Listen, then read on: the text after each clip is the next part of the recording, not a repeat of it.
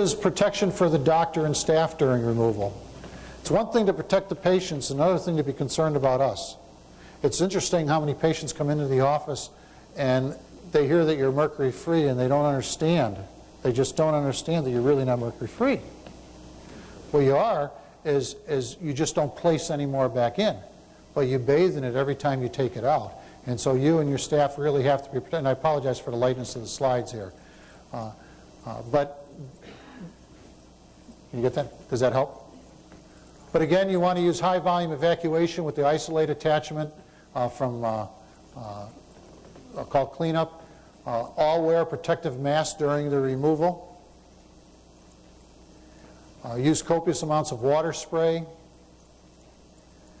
Section and chunk out the amalgam in large pieces.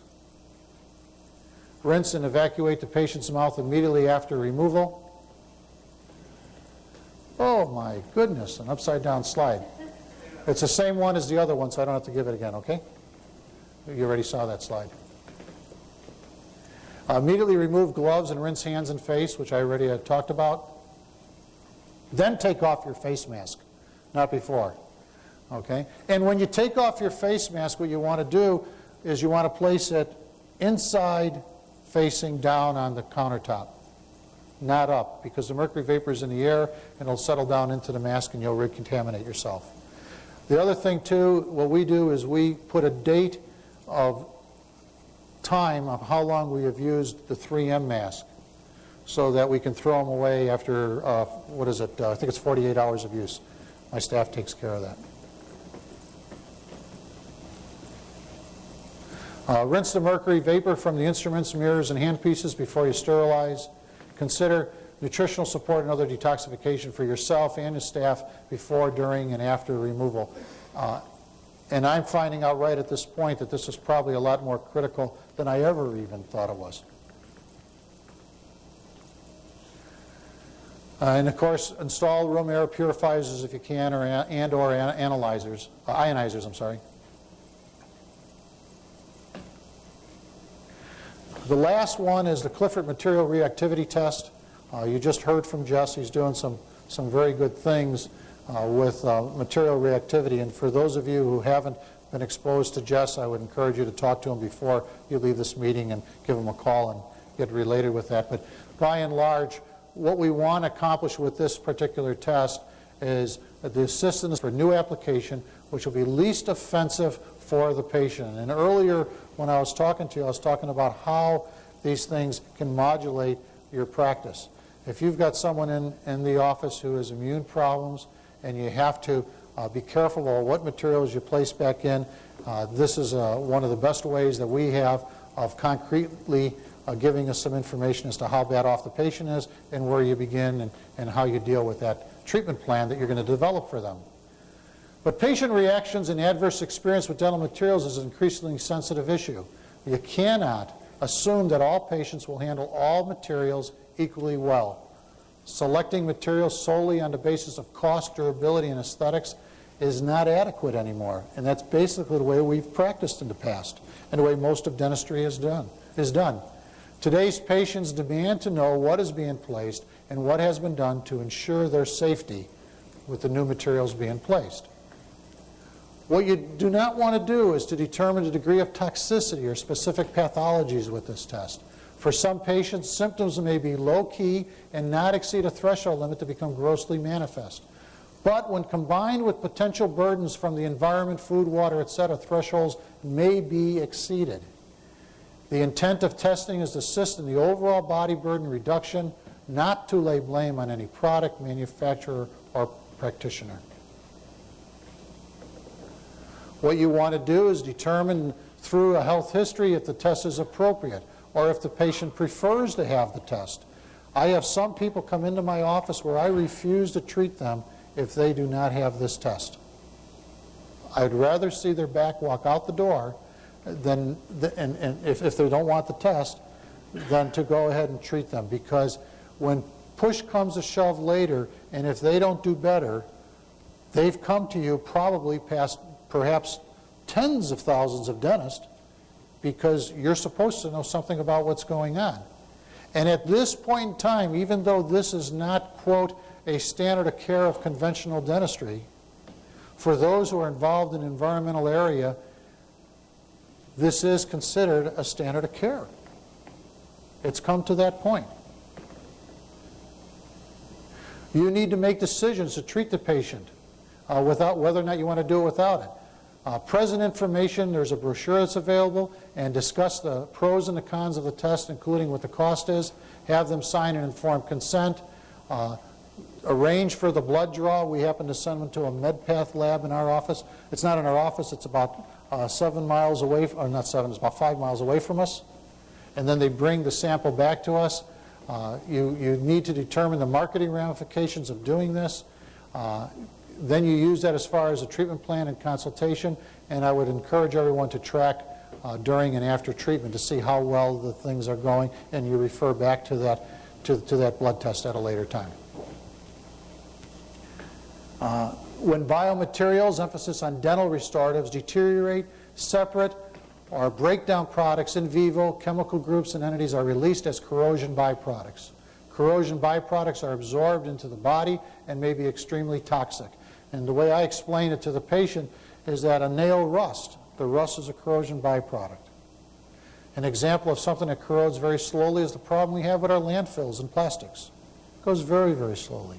Some of the corrosion products they don't have a problem with, but if their immune system has to cope with some of these materials put back in their mouth, that would elicit as minimum immune response as can be.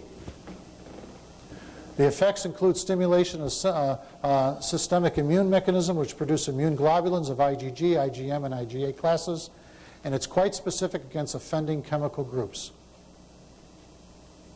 The resultant immune record remains resident in the blood. It offers a detectable and reliable basis for determining substances which have been toxic for a given patient. Match reactivity data from the patient immune record against known formularies and corrosion analysis patterns, and assist in selecting biomaterials least likely to be offensive to genetic and biochemical nature of the patient. And what we mean here is least likely. It does not mean it will not be offensive. You have to understand that you're testing 3 parameters of the immune system.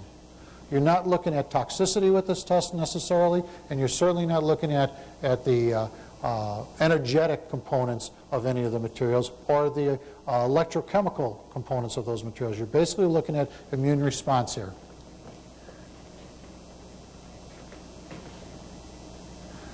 How are we doing on time, Rich? Okay. Let me finish up with a little bit on the education program of the International Academy of Oral Medicine and Toxicology. For those of you who don't know how this is arranged, we've received credit from the Academy of General Dentistry in October 23, 93, and it's valid through December 31st of 1995, and it's going to be reapplied for probably over the summer.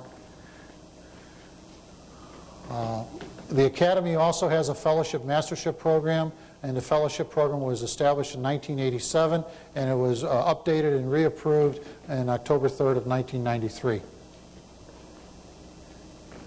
There are several committees that are involved in the education program, and they are specifically the Fellowship Education Program Committee, Standards of Care, Audiovisual, and Meetings. The purpose of the committee is to develop, review, administer fellowship and mastership requirements for AGD and IAOMT, to track IAOMT continuing education credits, and to submit IAOMT candidates to the Board of Directors for fellowship or mastership honors. The program committee, a selection, approval of meetings and development with the program sponsor, faculty, and establish and maintain the program standards to comply with AGD requirements. The education committee deals with the administration and development of the CE program as far as the tenders are concerned, the faculty, and to establish and maintain the education standards to comply with AGD requirements. The Standards of Care Committee, which we were just talking about, is organization, standardization, and presentation of protocols and preferred procedures. Audiovisual Committee records the IAOMT presentations, which Wayne is doing here today. Production of the material for distribution and the marketing of the finished educational material. The Meeting Committee makes and provides guidance for general arrangements for regular IAOMT meetings and program-sponsored meetings, whether they're individual study club or other organizations. So if someone wants to put a meeting on, there's a whole process that we have set up. The individual to contact in order to get the process underway is Rich Fisher over here, who I've got the laser on. And of course, any help you may need with that meeting, all of these committees, we have people set aside that can give you expertise and guidance. Thank you very much.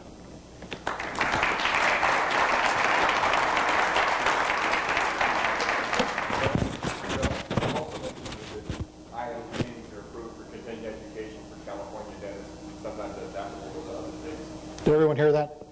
That the meetings are, say that again? The IAOMT meetings are approved. The IAOMT is an official California provider of education, and that 16 hours some people can register late, so they're coming in their certificate on a time basis. So if you're not registered, make sure I have your name and address and all that. Most other states. Okay, let's get to the panel. Jas, and is Tim Jones still here? Oh, there he is, good. While they're coming up for the panel, Tim? Yeah. You know, since I became president in September, before this meeting, it just seemed like it's just been an awful lot of work, and I didn't really experience any perks until I got here. Does anyone else have a television in their bathroom here? You do? Does everybody have it? You don't? 7th floor. Okay, well, I have a TV in my bathroom now, and I think that's pretty special. I hadn't really watched any of the OJ trial before I got here, and now it seems really appropriate while I'm in there to kind of watch that. Garbage in, garbage out, yeah. Also got chocolate chip cookies last night. Anybody else get those? That's a presidential thing too. Yeah, top suite, yeah. I didn't check that, but okay. Any questions? Come on up to use the mic. Two questions, Jess. Based on on your presentation on anesthetics, is there a need with the severely compromised patient for any pre and post protection? And if so, what do you recommend?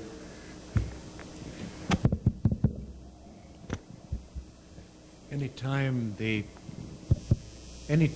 patient is at or near a threshold, or you suspect that may be the case, protective steps are in order. I'm not really qualified to comment on what that should be. Post-treatment might include the use of the intravenous ascorbate, which will help to remove some of these effects very rapidly. And on a preliminary basis, we have seen resolution amplified with ascorbate. Pre-treatment, Ron, I do not have the qualifications to comment. Do you have any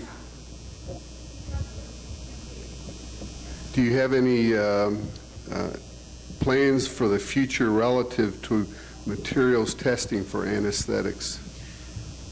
We are, in fact, in the laboratory now looking at modification of lymphocyte viability as a technique.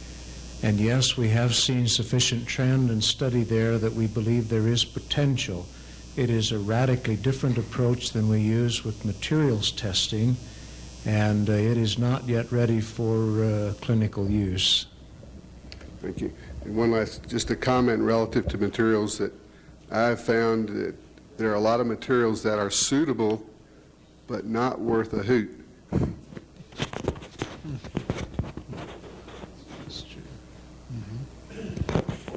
Jess, I think I enjoyed your presentation. It's great. And I think what might be applicable, I'd be interested in seeing as far as protection for the patient if you took homeopathic dilutions of the anesthetic and put it under, on the slide and see if that speeded up the return to normal. I'd also be interested in seeing the slides you've done before with mercury and tin, et cetera, if you took homeopathic dilutions and see what the effect would be on that. That'll be fun to try.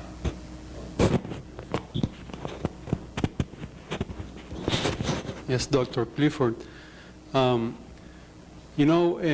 way of neural therapists visualize the effect of local anesthetics is that it stabilizes the electronic potential of the cell. So or not stabilizes, it really improves dramatically.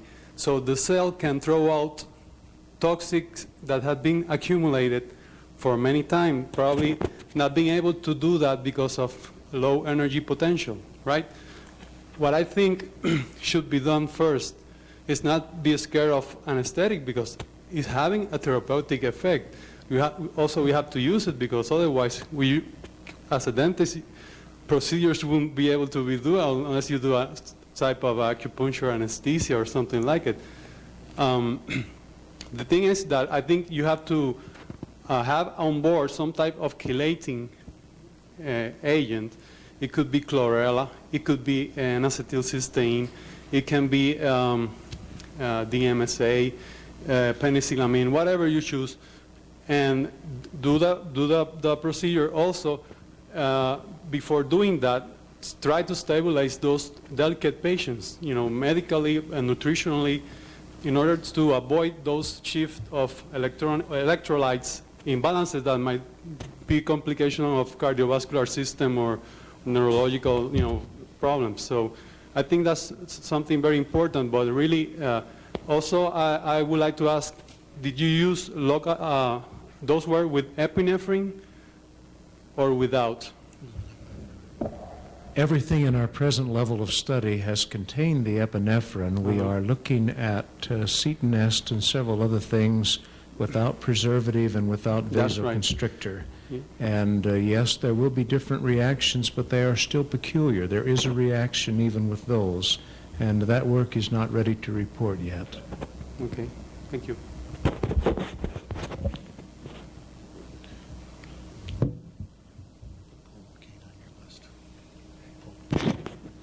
Jess, I enjoyed your presentation, and I'm a relatively new member. I'm an oral and maxillofacial surgeon in San Jose, California, and have you looked at the longer-lasting anesthetics that we use, the bupivacaine and the atidocane that last 8 hours plus clinically for the patients, for the length of time of alterations in red blood cell, white blood cell, and that would be a good topic if you haven't to check into further. Second part of the question is, you did show some slides of some heavy metal toxicity with the mercury, and have you looked at the effects of titanium, such as used in the endosseous implants, and their effects perhaps on the cells? And The long-term anesthetics, the generals, etc., are on the drawing board, but we have not finished that work. And at the Chicago meeting 2 years ago, we looked at, I believe, 20 metals and presented the video. Titanium is a peculiar metal, and depending on whether or not there is a systemic sensitivity to that metal will make a dramatic difference on how the cells react. Most patients will react with mercury. Titanium, we have to look hard to find one, but when that patient is sensitive, it will be as dramatic as mercury, although different. thank you.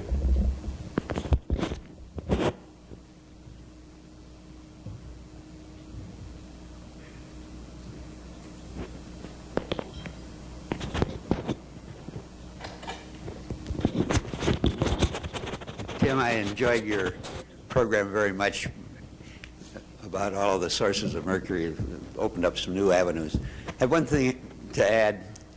You asked the question, or somebody asked the question of the sources of mercury that people were getting. One of the sources that is not being considered too much today is all of the sources of food that are being put together in areas that have fluoridated water. And there was a study made by Dr. Lee in Marin County and another physician. Their medical society asked them to check whether they should fluoridate their water supply.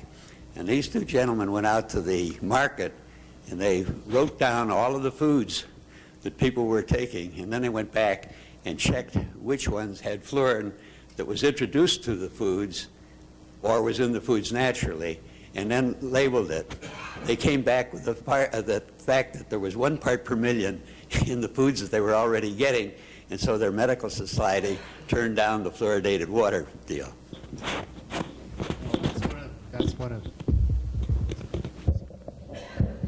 That's one of the things we want to take into account when we try to put together a study on fluoride is, you know, your broccoli and stuff like that, especially we get here in Tucson, it's coming from Southern California, and the water there does have fluoride in it. We've checked some of the material here, and yeah, they have high levels of fluoride in them. So we'll include that in a study when we're trying to determine overall fluoride intake in the population.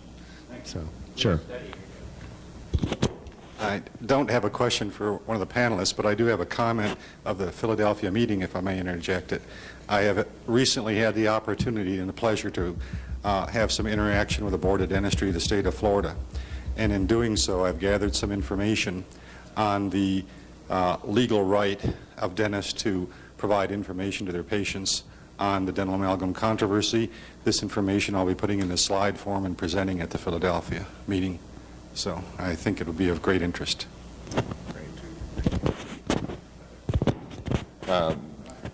David Kennedy, I'd like to clear the good name of Southern California. California is the least fluoridated state in the union, 15.7%, and that there's a bill now to fluoridate every community that has over 10,000 population. But I'm really glad to learn about the Hispanic people, because half the people in California have Hispanic surnames, so we might be able to head that one off.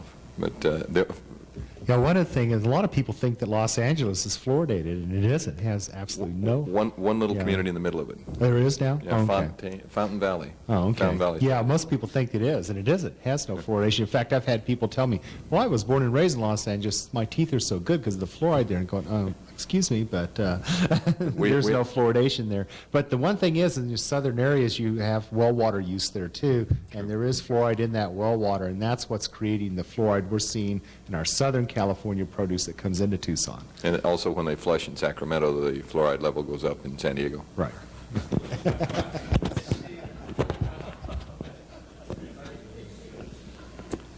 Any other questions? Comments? Okay. Remember, we'll be meeting here again at 8:30 tomorrow morning to get started. Again, I'd like to thank all of the speakers for a wonderful presentation this afternoon.